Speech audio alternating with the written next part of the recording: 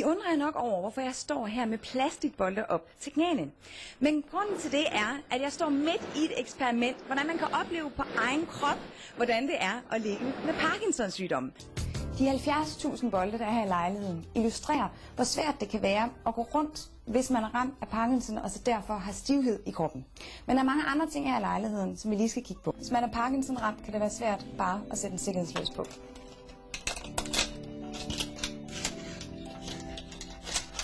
Det kan være helvede bare at sætte glas på plads, hvis man er Parkinson og derfor ryster.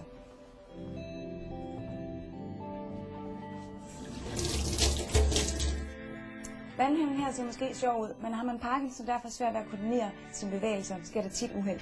Lige om et øjeblik kommer grevinde Alexandra, der er protektor for Parkinson-foreningen. Og hun skal så prøve på egen krop, hvordan det er at leve med sygdommen.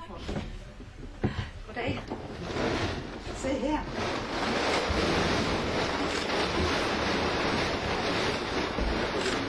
Det påvirkede meget, da jeg mødte de mennesker, der var Parkinson-ramt.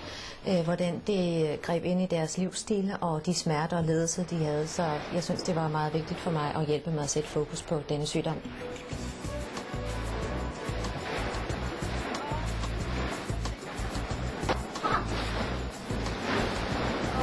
Så lykkedes det.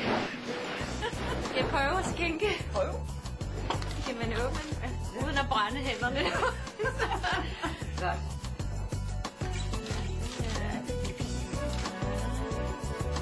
Men man skal tænke sig om. Det er ikke bare...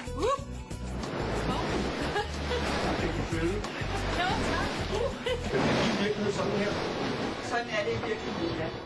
Men man kan ikke ramme det, man gerne vil ramme. Altså kroppen gør ikke, hvad man ønsker, eller hvad man siger til den skal. Man kan ikke styre ens krop. Altså, det må være skræmmende. Det er meget interessant at prøve at vise os, altså publikum, hvor svært det egentlig i en hverdag er. Bare bevæge sig.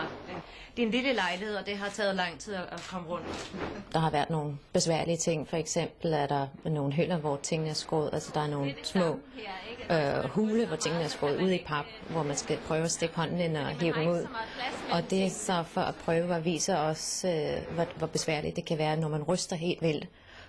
Og prøve simpelthen, hvor der ikke er meget plads ved siden af, at ramme den enkelte ting, man skal hive ud. Eller på komfuret i køkkenet, simpelthen at tage en varm gryde fra komfuret, at man ikke taber det hele og brænder sig. Hvordan har de, når de tager hjem efter sådan en ting her? Har de let ved at lægge det, eller er det noget, man tager med sig hjem? Jeg tager det med mig hjem, jo. Altså, jeg tager nogle dejlige minder hjem, når jeg kommer hjem fra sådan noget her, fordi jeg møder nogle mennesker, som viser mig med alle de smerter og lidelser, de har i livet, at de har kampgejst, og de har gå på måde, og de har et godt liv.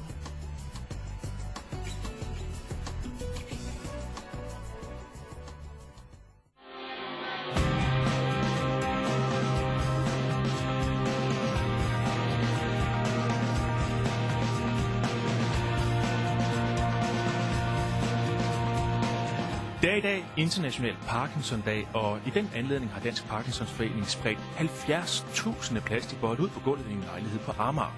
Når man går på dem, så skulle det give følelsen af at have Parkinsons sygdom. Vi har sendt vores... I Parkinsonforeningen har man jo lavet en lejlighed, ja, som er en slags, hvordan er det at have Parkinson-agtig lejlighed. Og den havde man så inviteret højhed. Og det, de har gjort, det er, at i Parkinsonforeningen, de har fyldt en hel lejlighed med plastikkugler. Ja. Så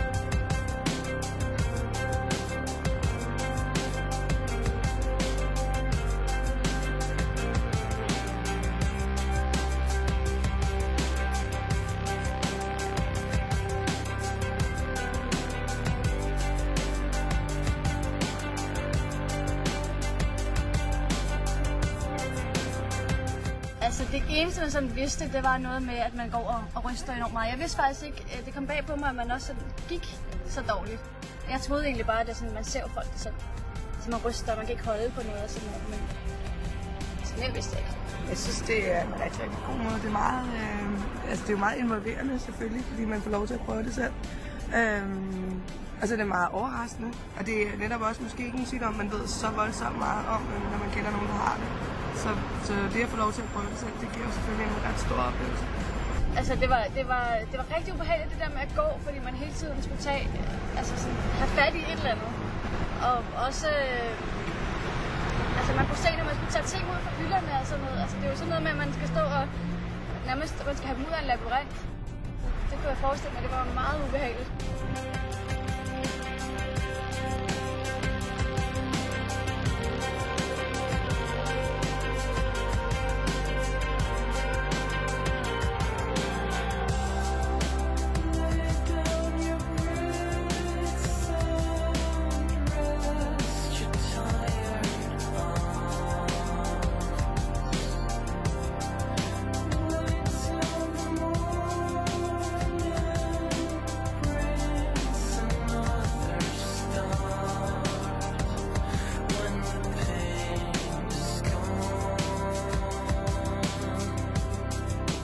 Jeg har virkelig fundet ud af meget.